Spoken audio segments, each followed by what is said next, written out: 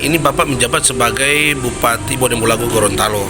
Nah, informasi yang viral di Sulawesi Utara bahwa Bapak Hamimpo ini akan mencalonkan diri DPR RI dari Sulut.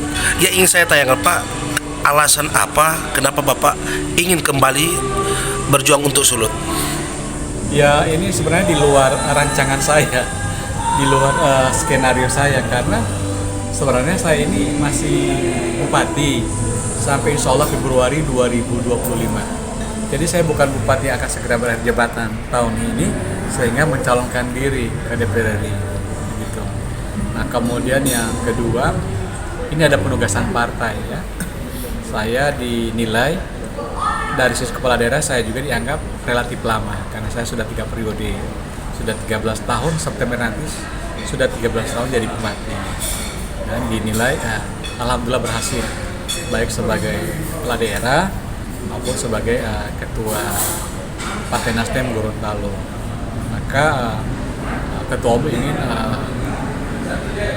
karir saya harus terus berlanjut, tidak hanya berhenti di sebagai seorang kepala daerah, tapi bisa di tanggung jawab lainnya. Maka saya diminta oleh ketua umum untuk maju dari Sulawesi Utara. Ya.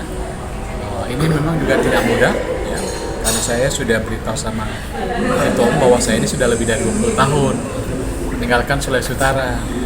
Tidak mudah juga mengenalkan kembali diri saya di Sulawesi Utara. Begitu. Tapi ketua umum berkeyakinan bahwa Anda masih dikenal. Apalagi kata ketua umum bahwa ibu saya ini kan dari Bolmong Selatan.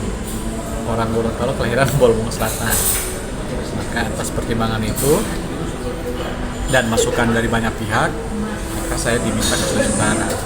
Nah, sebagai sebuah perintah ya, saya siap melaksanakan perintah tersebut.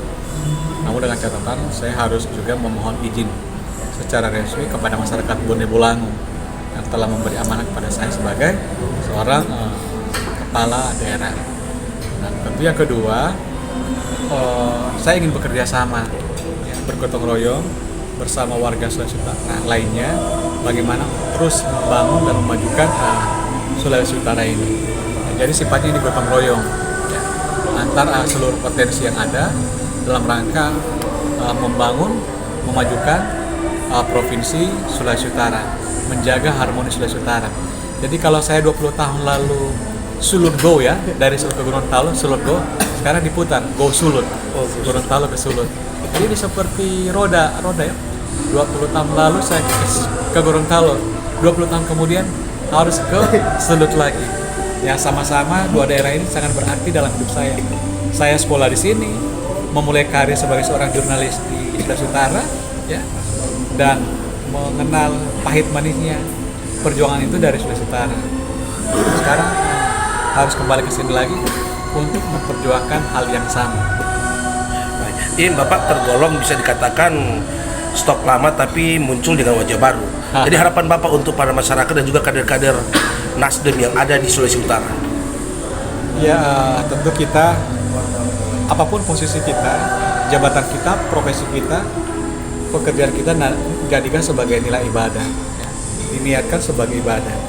Jadi kalau semua didasarkan atas ibadah, maka itu menjadi kebaikan, ya.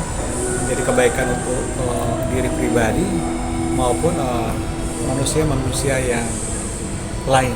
Jadi yang penting ya, kita kan sebaik-baik manusia kan yang bisa memberi manfaat kepada sesamanya kan. Nah, ini yang harus kita lakukan. Nah, barangkali saya dengan segala kelebihan dan kekurangan bisa memberi manfaat kepada masyarakat Sulawesi Utara, dan saya yakin kontestasi di Sulawesi Utara ini tidak mudah. Saya menyadari itu ya. Luar biasa ini pertarungan ini, kompetisi ini. Tapi kalau kita memiliki keyakinan mau kerja keras, bisa bekerja sama, dan masyarakat Sulawesi Utara memberi kesempatan kepada saya, insya Allah ya, itu bisa apa yang dicita-citakan itu bisa kita capai. Nah, pada seluruh kader Nasdem tentu mari kita kolaborasi ya, bekerja bersama-sama untuk memenangkan partai ini, tapi yang lebih penting adalah memenangkan hati rakyat. Itu yang paling penting.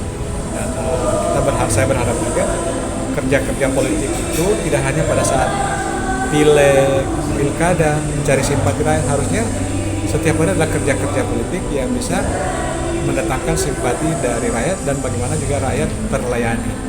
Ini memang tidak mudah, ini hal yang ideal.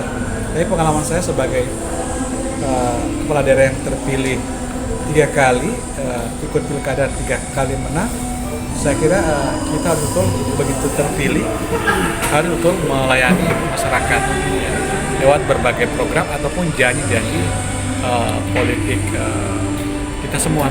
Itu saja hal yang bisa saya sampaikan. Satu lagi Pak, Anda berani masuk kembali ke dalam Sulawesi Utara dan kalimat-kalimat Anda sangat berpengaruh di publik. Nah, kalau Bapak ingin kembali ke Sulawesi Utara, adakah di mata Anda Sulawesi Utara yang harus akan dibangun kembali atau akan diperbaiki? Saya kira ini harmoni ya. Sulawesi Utara ini kan masyarakatnya sangat plural ya. Masyarakat yang majemuk dan itu sudah teruji. Bagaimana warga Sulawesi Utara mengolah perbedaan itu menjadi sebuah kekuatan. Dan ini harus kita rawat, kita jaga. Di sini ada lintas etnik, lintas agama, dan juga banyak juga budaya yang berbeda. Tapi itu menjadi kekuatan Sulawesi Utara. Saya sudah hidup di situ.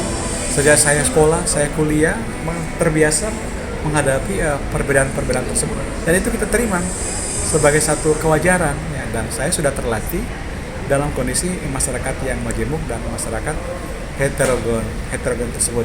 Karena itu visi saya adalah harmoni ya.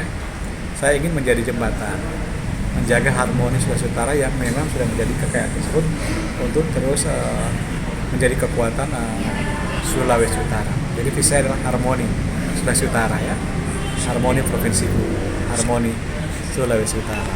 Tentu juga kalau ada visi pasti saya juga ada visi ya.